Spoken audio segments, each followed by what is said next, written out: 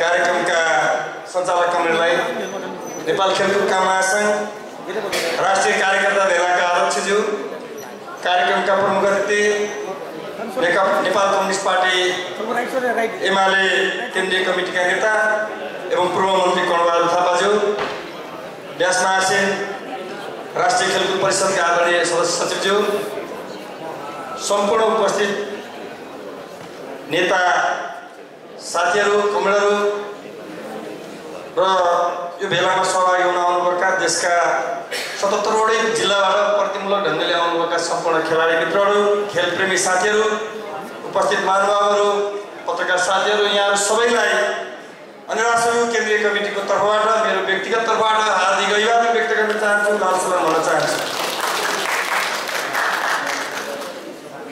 नेपाल खेलकुद महासङ्घको विषम परिस्थितिमा यो राष्ट्रिय कार्यकर्ता भेला आयोजना गरिएको छ। सर्वप्रथम म यो राष्ट्रिय कार्यकर्ता भेलाको भव्य सफलताको शुभकामना व्यक्त गर्न चाहन्छु। यो राष्ट्रिय कार्यकर्ता भेलाले सम्पूर्ण नेपालका खेलाडीहरू र खेलप्रेमीहरूको बीचमा एउटा सकारात्मक सन्देश सम्प्रेषण गर्न सफल होस्। साँच्चीकै खेलाडीहरूको छाता संगठनका रूपमा, अभिभावकको रूपमा आफूलाई उभ्याउने र त्यो ढङ्गले नेपाली खेलकुदको विकास गर्ने हिसाबले यसले आफ्ना नीतिहरू, कार्यक्रमहरू अगाडि सारोस्, यही शुभकामना व्यक्त गर्न चाहन्छु, यही शुभेच्छा प्रकट गर्न चाहन्छु।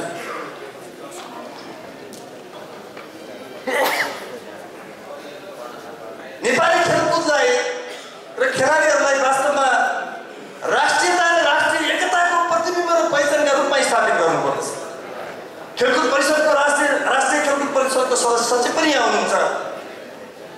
हामीले नेपाली समाजमा, नेपाली युवाहरूको दिमागमा, नेपाली समाजको मानसपटलमा खेलकुदको वास्तविक अर्थलाई, वास्तविक महत्त्वलाई हामीले स्थापित गर्न सकिरहेका छैन। यो आज नेपाली खेलकुदको र नेपाली खेलाडीहरूको ठुलो विडम्बनाको कुरा, ठुलो दुःखको कुरा।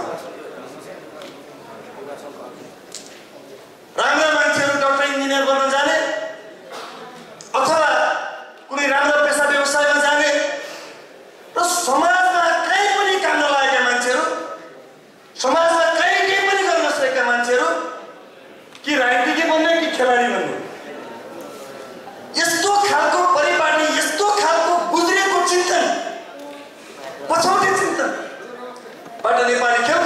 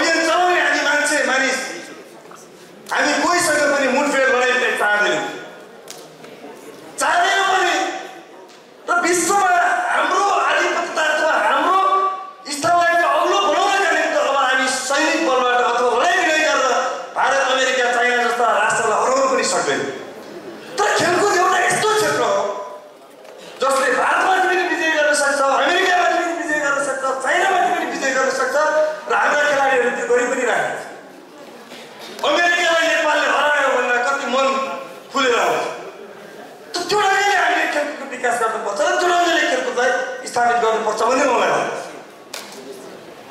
राष्ट्रियताकै सन्दर्भमा राष्ट्रभित्रमा पनि सामाजिक सद्भाव र राष्ट्रिय एकता सामाजिक एकता कायम गर्ने कुराका सन्दर्भमा पनि खेलकुदको त्यत्तिकै महत्त्व हुन्छ, त्यत्तिकै यसको भूमिका खेल्दछ। मैले अघि पनि भने जब खेलकुदमा भलिबलको टिममा 6 जना मान्छे जान्छन्, त्यहाँ को राई, को बाहुन, को छेत्री, को मधेसी, को पहाडी, को पूर्व, को पश्चिमको भन्ने कुरा हुँदैन। सबै खेलाडी हुन्छन् र एउटा टिम भएर खेल्नुपर्छ र त्यो टिम स्पिरिट त्यहाँ कायम हुन्छ। त्यसैले यो समाजलाई एकताबद्ध बनाउने कुराका सन्दर्भमा पनि खेलकुद एउटा महत्त्वपूर्ण क्षेत्र हो जसले सामाजिक सद्भाव र सामाजिक एकता राष्ट्रिय एकतालाई बलियो बनाउन सक्छ। त्यसका त्यो हिसाबले खेलकुदलाई बुझ्नुपर्छ र खेलाडीहरूलाई हामीले बुझ्नुपर्छ।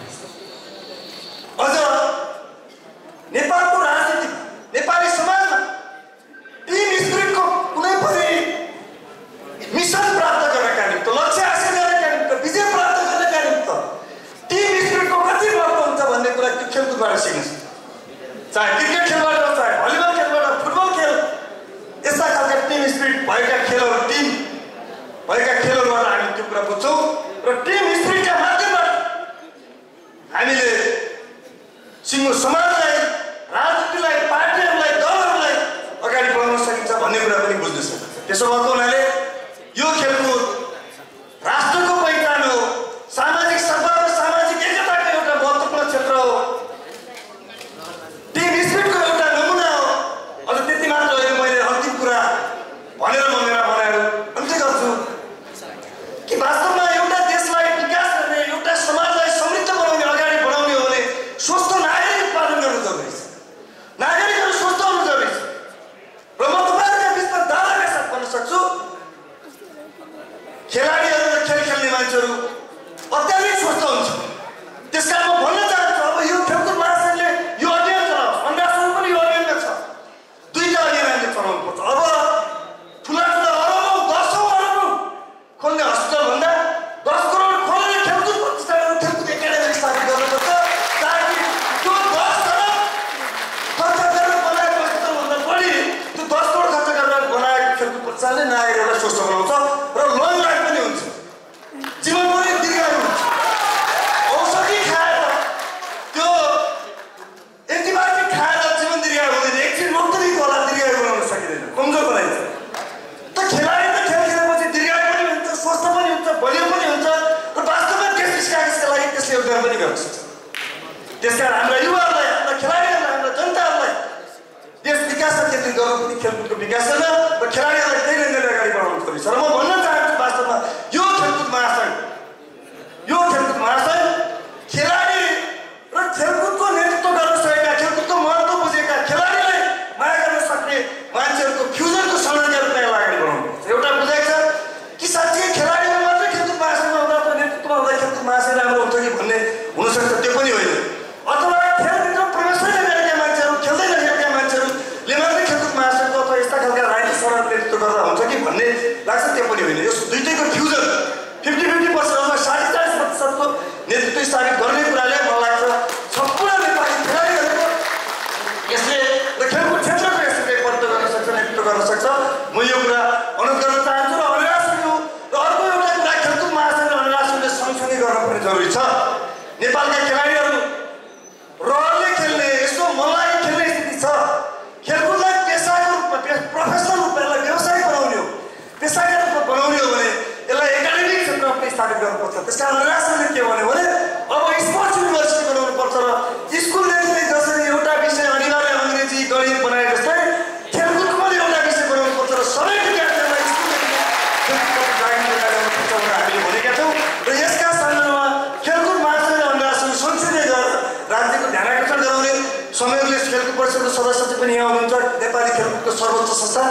त्यसो गर्दा यो ढङ्गले हामीले गयौँ भने युनिभर्सिटीको रूपमा यसलाई विकास गर्न सक्यौँ भने पक्कै पनि नेपाल जस्तो खेलकुदका लागि सुइटेबल हावापानी भएको, भूगोल भएको र वास्तवमा नेपाली खेलाडीहरू अलिकति मात्रै वातावरण पाए, अलिकति मात्रै राज्यको लगानी भएर उनीहरूको भविष्य सुनिश्चित हुने स्थिति बन्यो भने नेपालका युवा र नेपालका खेलाडीहरूलाई विश्वमा, एसियामा कुनै पनि क्षेत्रमा, कुनै पनि क्षेत्रका खेलाडीहरूले भ्याउन सक्दैनन्।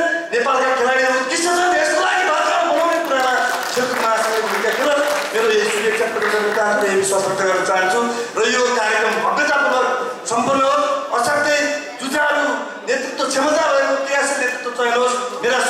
मन्तव्य यही अन्त गर्छु। धन्यवाद अभिवादन। नेपाल खेलकुद महासंघ राष्ट्रिय कार्यकर्ता भेलाको अध्यक्ष एवं संयोजक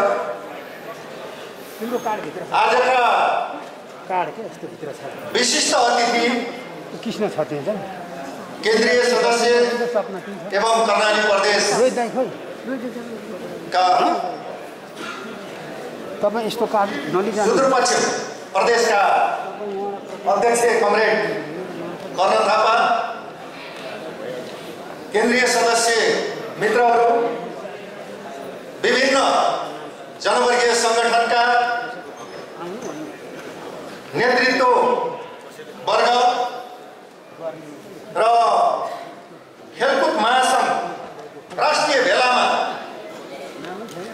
उपस्थित हुनुभएका देशभरिका विभिन्न जिल्लाबाट आउनुभएका प्रतिनिधिमूलक मित्रहरू, तपाईहरु सबैमा नेपाल कम्युनिस्ट पार्टी एमाले केन्द्रीय समितिको तर्फबाट, पार्टीको तर्फबाट र खेलकुद विभागको तर्फबाट हार्दिक अभिवादन गर्न चाहन्छु र यो भेलाको पूर्ण सफलताको कामना पनि गर्न चाहन्छु। आज जसरी आफ्नो संगठनलाई व्यवस्थित गर्नको लागि जिल्लाबाट प्रतिनिधित्व गरेर यहाँ जिम्मेवार नेतृत्व समुदायको उपस्थित भएको छ, यो उपस्थिति भेलाले राष्ट्रको निर्माणमा, जनतन्त्र र जनजीविकाको निर्माणमा, खेलकुदको क्षेत्रमा र जनवर्गीय संगठनमा खेलकुदलाई अब्बल बनाउने क्षेत्रमा सबैभन्दा महत्त्वपूर्ण भूमिका निर्वाह गर्नेछ भन्ने कुरा मैले विश्वास राखेको छु, हाम्रो पार्टीले विश्वास राखेको छ।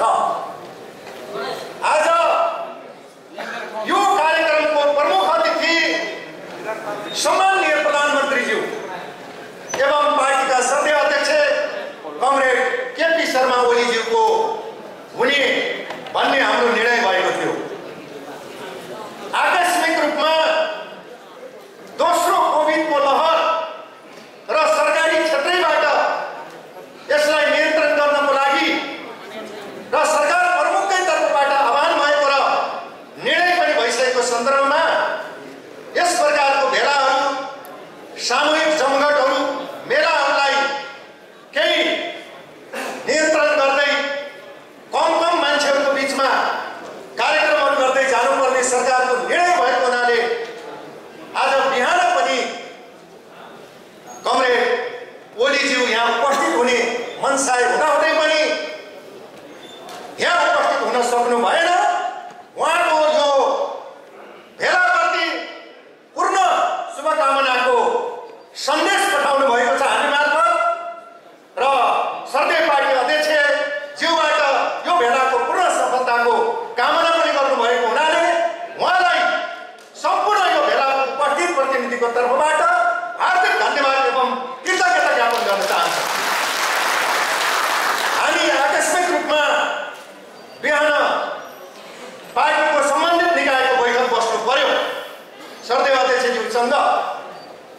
त्यसपछि हामीले आन्तरिक गृह कार्य, योजनाहरू, विधानहरू, नीतिहरू, नेतृत्व चयनको कुराहरू, यसलाई सबै ढङ्गबाट समेट्ने कुराहरू, सबै प्रकारका भावनाहरूलाई समेटेर सबैभन्दा सशक्त सङ्गठन बनाउने यो पार्टीको जनवर्गीय सङ्गठन भएको हुनाले यसलाई एकरूपताका साथ अगाडि बढाउने र राष्ट्रिय रूपमा, अन्तर्राष्ट्रिय रूपमा ऊर्जावान सन्देश दिने आह्वानसहित हामी यहाँ उपस्थित भएका छौँ।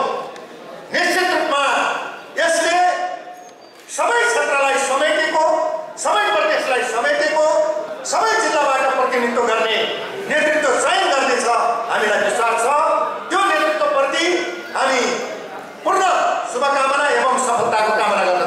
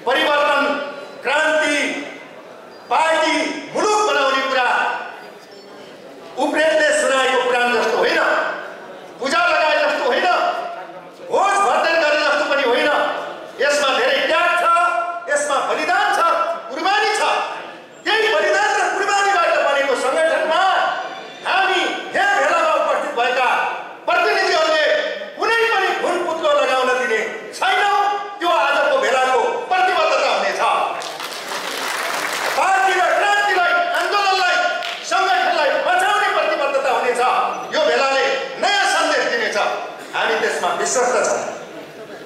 जब नेपाली कम्युनिस्ट आन्दोलनमा राम्रा कामहरू हुन सुरुवात गर्छन्, पुष्पलालजीले पार्टीको स्थापना गर्नुहुन्छ, कम्युनिस्ट पार्टीलाई मार्गदर्शन गर्ने विचार दिनुहुन्छ। पुष्पलाललाई सत्त सराप गर्नेहरू पनि हामीले देखेका छौँ, उहाँलाई गद्दार भन्नेहरू पनि हामीले देखेका छौँ। तर उहाँले लिएका बाटो आज पनि सही छ भनेर हामी सलाम गर्न चाहन्छौँ। त्यसै गरिकन जसले राम्रो काम गर्छ त्यसप्रति धेरै प्रकारको प्रहार हुने गरेको छ। आज राष्ट्रियताको लागि, आज जनतन्त्रको लागि, विकास र समृद्धिको लागि, सुखी नेपाल बनाउनको लागि, समृद्धि मुलुक बनाउनको लागि पार्टीले जुन अभियान चालेको छ, पार्टी नेतृत्वले जुन अभियान चालेको छ, नेकपा एमालेको नेतृत्व आज सरकारमा छ, त्यो अभियानप्रति डाहा भएर कैयौं शक्तिहरू, मुलुकका प्रायःजसो सबै शक्तिहरू एक ढिक्का बनेर हामीमाथि प्रहार गरेका छन्। आकाशै खसे पनि खाम्न सक्छौँ भन्ने प्रतिबद्धता यो बेलाले जाहेर गर्न चाहन्छ। हामी त्यस प्रकारका सबै प्रकारका अङ्कुशहरूलाई हामी प्राप्त गर्न सक्छौँ। वैचारिक ढङ्गले, राजनीतिक ढङ्गले, सङ्गठनात्मक ढङ्गले हामी प्राप्त गर्न सक्छौँ। हामीसँग विधि छ, विधान छ, नीति छ, सशक्त पार्टी छ, सशक्त नेतृत्व छ। त्यस कारणले हामीले मुलुकलाई पनि बचाउनु छ, राष्ट्रलाई पनि बचाउनु छ, पार्टीलाई पनि बचाउनु छ, सङ्गठनलाई पनि बचाउनु छ। जनताको हितमा वफादार सिपाहीको रूपमा काम गर्नु छ। त्यो सिपाहीको रूपमा हामी आज आउने नेतृत्व निश्चित रूपमा अगाडि बढ्नेछ, पहरेदार बन्नेछ मुलुकको भन्ने हामीलाई विश्वास छ। जब नेपाल कम्युनिस्ट पार्टी दुईटा पार्टीहरूको बिचमा, खुला पार्टीहरूको बिचमा एकता हुन पुग्यो 3 वर्ष अगाडि, हामीले सलाम गर्यौँ, हामीले स्वागत गर्यौँ। जुन प्रकारले राजनीतिक रूपमा, सङ्गठनात्मक रूपमा, वैचारिक रूपमा एकता हुनु पर्थ्यो भन्ने कुरा हामीलाई अहिले महसुस भएको छ। सत्ता स्वार्थको लागि टुप्पी गाँठो पारियो, आज टुप्पी छिन्यो। भावना गाँठो पार्न सकिएन, विचार गाँठो पार्न सकिएन, सङ्गठनात्मक गाँठो पार्न सकिएन। बारम्बार कुर्सीको लागि, पदको लागि आक्रमण गरियो। सचिवालयलाई, केन्द्रलाई, नेतृत्वलाई मात्र जम्मै भयभरको पद र सत्ता चाहिने, मुलुकलाई, जनतालाई केही पनि नचाहिने। हाम्रो नेतृत्वले, कमरेड केपी ओलीले सरकारबाट कैयौं गर्न खोजेका कामहरूलाई घेराबन्दी गर्ने, अहिले हेर्नुहोस् कैयौं उपलब्धिहरू प्राप्त भएका छन्। ती कुरालाई प्रचारमा लैजाने, जनताको बिचमा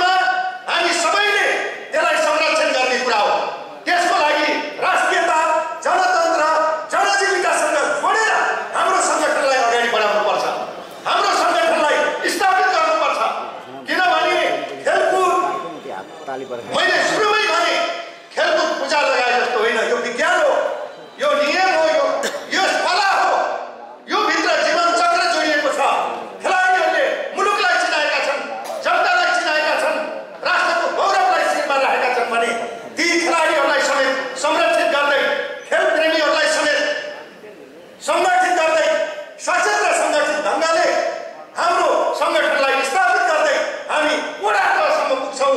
हामी सबै क्षेत्रमा सङ्गठन निर्माण र सुदृढीकरणको अभियानमा लाग्दैछौँ भन्ने सन्देश आजको भेलाले दिन जरुरी छ। त्यसकारणले हामीले सानातिना कुरा केही नमिलेको भए पनि मिलाउने प्रयत्न गरेका छौँ।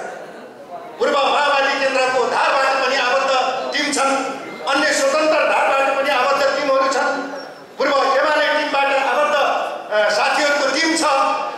त्यसकारणले सबै प्रकारका भावनाहरूलाई मिलाउँदाखेरि छानबिन गर्दाखेरि कैयौँ कुराहरू नमिलेको भएमा पनि त्यसलाई हामीले खाली ठाउँ राखेका छौँ र त्यो सङ्ख्यामा हामीले चाहिँ पूर्णता दिने त्यस किसिमको आधारमा त्यो योजना पनि बनाएका छौँ। त्यसकारणले यो भेलाको आयोजक समिति बन्नेछ। त्यसपछि 6 महिनाभित्र राष्ट्रिय सम्मेलन गर्ने हामी तयारीमा जानेछौँ। राष्ट्रिय सम्मेलन अत्यन्त व्यवस्थित बनाइनेछ र त्यो सम्मेलनबाट चुस्त र दुरुस्त ढङ्गले फेरि हामीले हाम्रो सङ्गठनलाई व्यवस्थित गरेर अगाडि आउनेछौँ। हामीलाई विश्वास छ। म अब धेरै कुराहरू नभन्दै आज दुई प्रकारका मान्छेहरू छन्। पार्टी भत्काउँदै हिँड्ने, निर्माण गर्न नजान्ने, पार्टी फुटाउँदै हिँड्ने, भरम सिर्जना गर्दै हिँड्ने, पार्टी बनाउन नसक्ने, मुलुक पनि बनाउन नसक्ने मान्छेहरू छन्। ती मान्छेहरूको साथमा अब मुलुकवासी जनताहरू रहनेवाला छैन। हामीले सचेतनाको भूमिका, नेतृत्वदायी भूमिका, जनतालाई अझै पनि केही व्यक्तिहरूले दिएका भ्रमहरूलाई चिर्नको लागि हामी अगाडि बढ्नेछौँ। र तपाईँहरूलाई विश्वस्त के भने मैले अप्ठ्यारो पिरियडको आफ्नो अनुभव बताउँछु। भोलि चुनाव चिन्ह हाम्रो हुँदैन कि? प्रचण्डजीले चुनाव चिन्ह सुने त मेरै हुनुपर्छ भन्ने तपाईँहरू त सुन्नुभयो। भोलि संसदीय दलको बहुमत हाम्रो हुँदैन कि? भोलि सरकारको नेतृत्व हाम्रो हुँदैन कि भन्ने घडीमा हामी निकै लड्यौँ, निकै सङ्घर्ष गऱ्यौँ। हेर्नुहोस्, भित्री पनि बाहिरी पनि चुनौतीपूर्ण सङ्घर्ष हो त्यो। तपाईँहरू लड्नुभयो, खट्नुभयो, कैयौँ साथीहरू निदाउनु भएन, कैयौँ साथीहरूले खाना खानु भएन पार्टी फुट्दाखेरि। हेर्नुहोस्, अझै पनि तानातान छ। कहाँ जाने हो, के लाग्ने हो भन्ने छ तल जनतालाई। तर अब प्रश्न हुँदै गयो, पार्टीको सत्ता पनि हाम्रो हातमा आयो। पार्टीको आधिकारिक चिन्ह सूर्य चिन्ह पनि हाम्रो हातमा आयो। अब कहाँ जाने भइराख्यो? ल भन्नुहोस्, उहाँले जे कब्जा गर्छु भन्नुभएको थियो त्यो सबै चिज कसको हातमा आयो? नेकपा एमालेको हातमा आयो। हामी वैधानिक ढङ्गले बलियो भयौँ। संसदीय दलको बहुमत पनि हाम्रो हातमा आयो। यस कारणले बरु निकै दाह गरेर लाग्नु भएको थियो माधवजीहरू, प्रचण्डजीहरू। उहाँहरूलाई निकै ठुलो चोट पुग्न गएको छ। अझै पनि हामीले पार्टीले दया गरेको छ। उहाँहरू आत्मआलोचना गरेर आउनुहुन्छ भने त्यही ठाउँमा राखिनेछ भनिएको छ। तर उहाँहरूले हाम्रा कैयौँ संसदहरूलाई पद खारेज गरिदिनु भयो। हाम्रा 15-16 जना सांसदहरू आफ्नो पद जाँदा पनि मतलब गर्नुभएको छैन। हामी देशको लागि, हामी जनताको लागि, हामी समृद्धिको लागि केपी ओलीजीले नेतृत्व गरेको महान अभियानको लागि कुर्बानी गर्न तयार छौँ भनेर प्रतिबद्ध भएका छौँ। त्यस कारणले हाम्रो अभियानभित्र धेरै ठुलो प्रतिबद्धता छ, धेरै ठुलो त्याग छ, धेरै अप्ठ्यारा चुनौतीहरूलाई सामना गर्ने तागत छ। बरु उहाँहरूमा त एउटा लड्डु पचाउने पनि तागत रहन्छ। हामी त कालाकुट बिख पचाउन पनि तयार छौँ, पचाएर पनि देखाउँछौँ। जब शिवजीले देख्नुभयो त्यो बिख खाँदाखेरि हो त्यो नीलकण्ठ भएको शिवजी, नीलकण्ठ भन्छन् नि शिवजीलाई। ल बल्ल शिवजी हुनु। त्यो भनेको हामी आरोप पनि खेपेका छौँ, अप्ठ्यारा पनि झेलेका छौँ, सक्दो श्राप गरेका छन्। ल हेर्नु, मैले भने नि श्रृङ्खलाबद्ध जब पुष्पलाललाई कति श्राप दिए ती मान्छेहरू, ती मान्छे आज कहाँ गए? लेनिनलाई कति श्राप दिए, लेनिनलाई लेनिनकै कार्यकर्ताले गोली हानेर मारे। ल हेर्नु, स्टालिनलाई जिउँदो छन्दरी भगवान भन्दै हिँडे, उहाँ मर्दा बित्तिकै यो अपराधी हो भन्नेहरू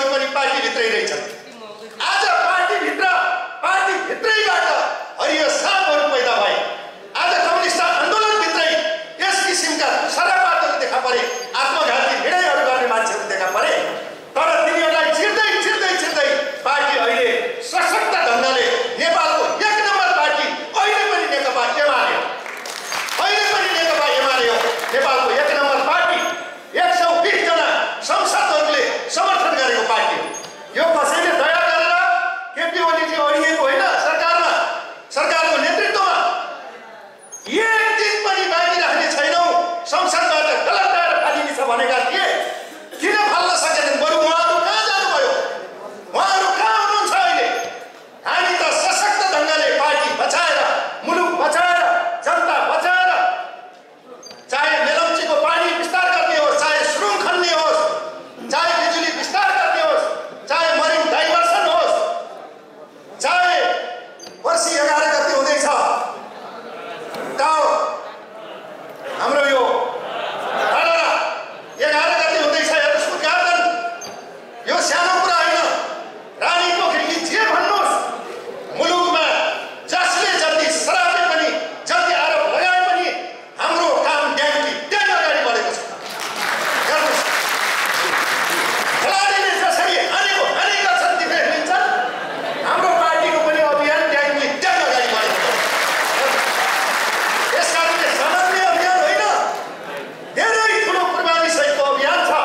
देशमा तपाईँ हामी सबैको साथ छ, तपाईँ हामी सबैको हातमा हात छ, काँधमा काँध छ। त्यस कारणले सबैभन्दा सबल, सबैभन्दा सक्षम हामीले यो सङ्गठनलाई बनाउँछौँ। यो सङ्गठनभित्र हामीले धेरै गुनासो गर्दैनौँ, हामीले धेरै आरोप र प्रत्यारोप गर्दैनौँ। कैयौँ सङ्गठनहरू मिलाउने, अरू भाइचाराहरूसँगलाई पनि उदाहरण देखाउने सङ्गठन हामीले यो नेपाल खेलकुद महासङ्घलाई बनाउँदैछौँ।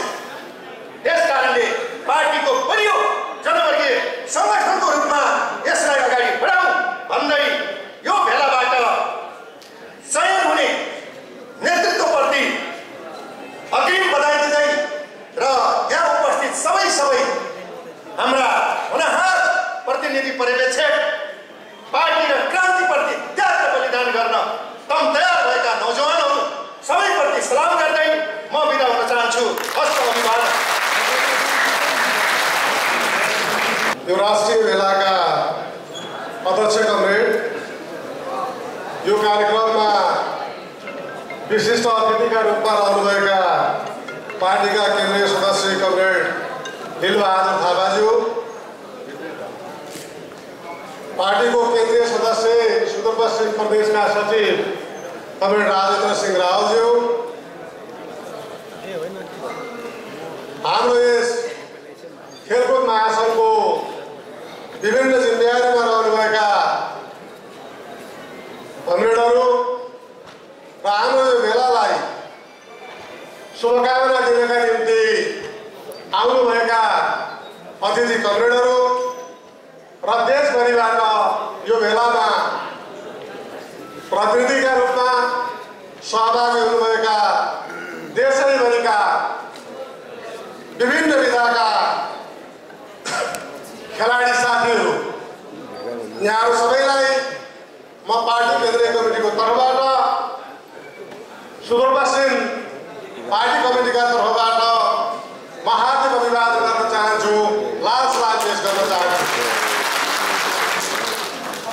सबभन्दा पहिले म यो भेलाको भव्य सफलताको हार्दिक शुभकामना व्यक्त गर्न चाहन्छु मेरो व्यक्तिगत तर्फबाट। सँगसँगै यो भेलाको प्रमुख अतिथि हाम्रो पार्टीका श्रद्धेय अध्यक्ष सम्माननीय प्रधानमन्त्री केपी शर्मा ओलीज्यू हुनुहुन्थ्यो। यसको विशिष्ट अतिथि हाम्रो पार्टीका महासचिव कमरेड ईश्वर पोखरेल हुनुहुन्थ्यो र त्यसै गरी जनवर्गीय सङ्गठनका इन्चार्ज कमरेड टोप बहादुर रायमाझी पनि यो कार्यक्रमको विशिष्ट अतिथि हुनुहुन्थ्यो। हामीले अघि पनि कमरेडहरूले अलिकति भनिहाल्नुभयो कि आज बिहान अचानक हामीले तय गरेको कार्यक्रमलाई संशोधन गर्नु पर्यो। हिजो मात्रै नेपाल सरकारले ठुला भेला र सभाहरू नगर्ने निर्णय गर्यो। हामी देश हाँकिरहेको, देश चलाइरहेको पार्टी, हाम्रो पार्टीका अध्यक्ष, प्रधानमन्त्री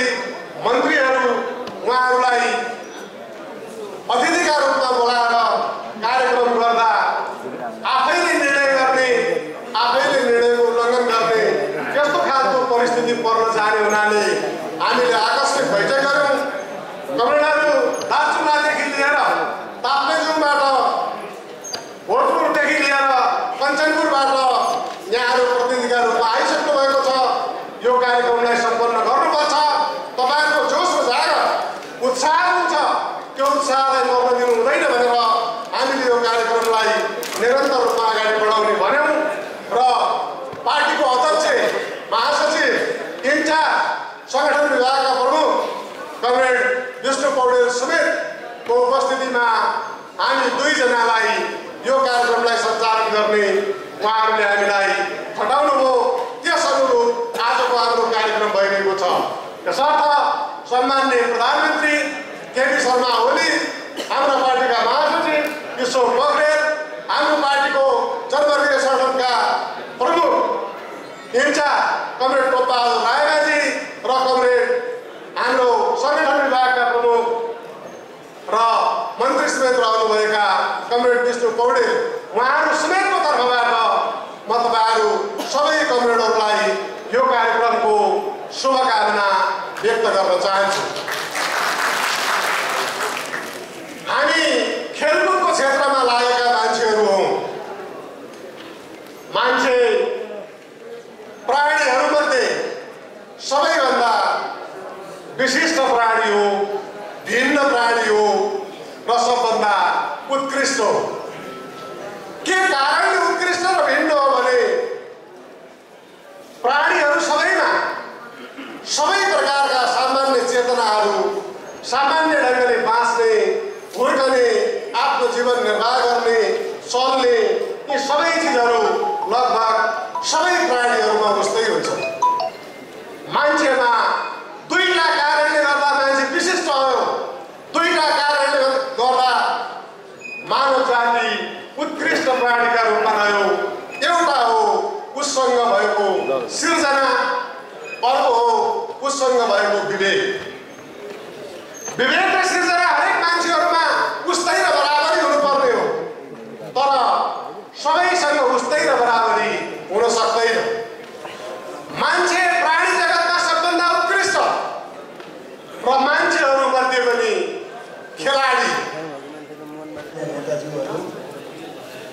राष्ट्रिय खेलकुद परिषदका बोर्ड सदस्यज्यूहरू, विभिन्न संस्थाबाट आउनुभएका आमन्त्रित महानुभावहरू, यहाँ उपस्थित हुनुभएका सम्पूर्ण आदरणीय मित्रहरू, सर्वप्रथम त म नेपाल खेलकुद महासङ्घलाई हार्दिक बधाई तथा शुभकामना व्यक्त गर्न चाहन्छु। तपाईँहरूले खेलकुदको महत्त्व बुझेर खेलकुदलाई जनताको जीवनको अङ्ग बनाउनुपर्छ र खेलकुदलाई आम जनसमुदायसम्म पुर्याउनुपर्छ भन्ने हेतुले र खेल क्षेत्रमा लागेका साथीहरूलाई हामीले एकताबद्ध बनाउनुपर्छ, सङ्गठनको माध्यमबाट परिचालित गर्नुपर्छ भन्ने उद्देश्य राखेर जुन आज यो भेला आयोजना गर्नुभएको छ, त्यसको निम्ति तपाईँहरूलाई अग्रिम बधाई तथा शुभकामना व्यक्त गर्न चाहन्छु। युवाहरूले सबैभन्दा बढी मन पराउने र युवाहरूलाई आकर्षित गर्ने क्षेत्र भनेकै खेलकुद। खेलकुदलाई किन भन्ने हो भने चाहे बालक हुन् चाहे वृद्ध हुन्, सबैको शारीरिक, मानसिक, बौद्धिक विकास गर्नको निम्ति र खुसी प्रदान गर्नको निम्ति खेलकुदको अपरिहार्यता छ। मैले सदैव भन्ने गरेको छु, खेलकुदमा राजनीति हुनु हुँदैन, तर राजनीतिक पार्टीहरूले खेलकुदलाई आफ्नो अङ्ग बनाउनुपर्छ। म नेकपा एमाले नेपाल खेलकुद महासङ्घले राष्ट्रिय भेला गरेर सङ्गठन निर्माण गरेर त्यो सङ्गठनलाई परिचालन गरेर सङ्गठनको माध्यमबाट खेलको खेलाडीहरूको, प्रशिक्षकहरूको, खेलसँग आबद्ध व्यक्तित्वहरूको बारेमा चाहिँ उहाँहरूको हितको बारेमा अगाडि बढाउने र सिङ्गो खेल क्षेत्रलाई आम नेपालीको अङ्ग बनाउनको निम्ति जुन प्रयत्न गर्नुभएको छ, त्यसको निम्ति म यहाँलाई बधाई तथा शुभकामना व्यक्त गर्न चाहन्छु। म तपाईँहरूसँग अनुरोध गर्न चाहन्छु कि हामीले खेलकुदलाई वर्तमान सरकार आइसकेपछि, मैले खेलकुदलाई नेतृत्व गरिसकेपछि हामीले खेलकुदलाई एउटा सिस्टममा लैजाने प्रयत्न गरेका छौँ। खेलकुद भन्ने बित्तिकै पहिलो कुरो खेल मैदान चाहिन्छ, प्रशिक्षण चाहिन्छ, प्रशिक्षण गर्न खेलाडी चाहिन्छ, प्रशिक्षकहरू चाहिन्छ। त्यस पछाडि प्रशिक्षण कस्तो हो भनेर हेर्नको निम्ति राष्ट्रिय तथा अन्तर्राष्ट्रिय प्रतियोगिता चाहिन्छ र यो सबै भएपछि परिणाम चाहिन्छ र खेल क्षेत्रमा लाग्ने मान्छेहरूले प्रोफेसनलिजम डेभलप भएर खेल क्षेत्रमा लागेर सम्मानजनक जीवन बिताउने वातावरण निर्माण गर्नुपर्ने र उचित पुरस्कारहरूको व्यवस्था गर्नुपर्ने स्थिति खेल जगतको रहिआएको छ। हामीले त्यसको निम्ति केही प्रयत्नहरू थालेका छौँ र त्यसको क्रमशः परिणाम पनि आइरहेको छ। आगामी दिनमा हामीले राष्ट्रिय खेलकुद परिषदको तर्फबाट विभिन्न फ्रान्चाइजी टुर्नामेन्ट गरेर खेलकुदलाई कर्पोरेट हाउससँग जोड्नको निम्ति खेलकुदलाई फाइनेन्सियल सेक्टरमा जोड्नको निम्ति प्रयत्न गरेका छौँ। मलाई लाग्छ अब आउने वर्ष कम्तीमा 8 देखि 10 वटा गेमकोलाई हामी प्रोफेसनलिजममा ढाल्नेछौँ र त्यसको फ्रान्चाइजी टुर्नामेन्टको माध्यमबाट खेलाडीहरूले खेल क्षेत्रमा लागेको मान्छेहरूले सम्मानजनक अगाडि बढ्ने स्थिति हामी पैदा गर्नेछौँ। दोस्रो कुरो, हामीले खेलकुदलाई सबै 77 जिल्लामा पुर्याउनको निम्ति ग्रासरुट डेभलपमेन्ट गर्नको निम्ति विविध खालको योजना बनाएका छौँ। यो छोटो समयमा मैले यसको व्याख्या गर्न सम्भव भएन, म पछि कुनै कार्यक्रमहरूमा तपाईँहरूलाई बताउँला।